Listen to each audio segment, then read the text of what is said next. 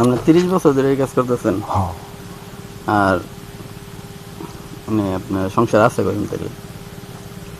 তুই ছেলে এক মেয়ে। দিয়েছিল তারা কি করে? হারা এডি করে। দোকানে হুম। মেয়ে বিয়ে দিয়ে দিচ্ছেন? আমি বিয়ে দিয়ে দিছি। জামাই কি করে? ইয়ে পরে এমনি দোকানদারি করেন স্কুলের সামনে সবসময়?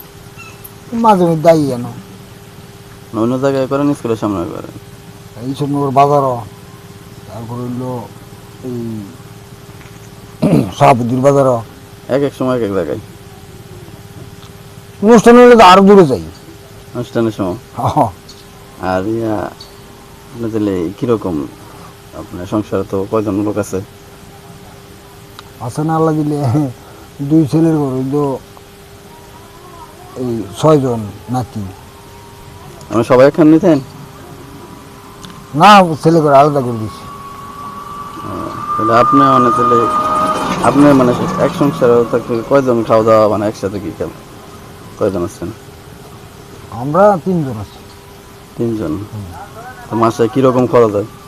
খরচ তুই বই মানে আনুমানিক একটা প্রতিটা পরিবারে ধরেন 3 জন পরিবার চলে তাহলে মিনিমাম মিনিমাম তো 15,000 টাকা খরচ হয়। তুই বই।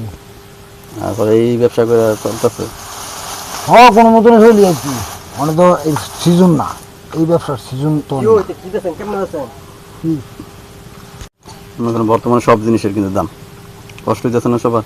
আরে মনে করেন আপনার 15,000 টাকা 20,000 টাকা যে খরচ হয় তাহলে আপনার ইনকাম কত আছে?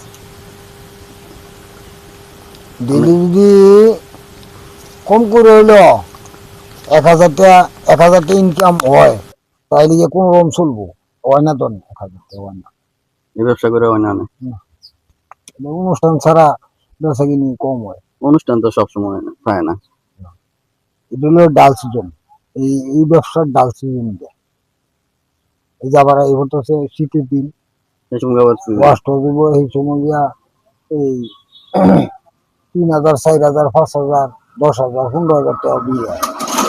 মানে বছরের সিজন অনুযায়ী মোটামুটি একটু ভালো চলার মতো অবস্থা নেই, কিন্তু সিজন ছাড়া চলতে আসলে একটু কষ্ট। এই কোনো রকম চলন লাগাবে। কারণ সবচেয়ে বড় সমস্যা হয়েছে মানে প্রতিটা জিনিসের দামের লেগে আরো চলাটা বেশি হ্যাঁ, কষ্ট।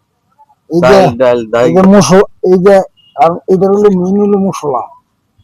মশলাগুলি এরকম দাম হইছে মানে বলার মতন না। 10 টাকার জিনিসটা মানে 50 টাকা কিনবা না। কারো হয়তো মনে করেন যে তেল হয়ে গেছে অনেক 200 টাকা কেজি।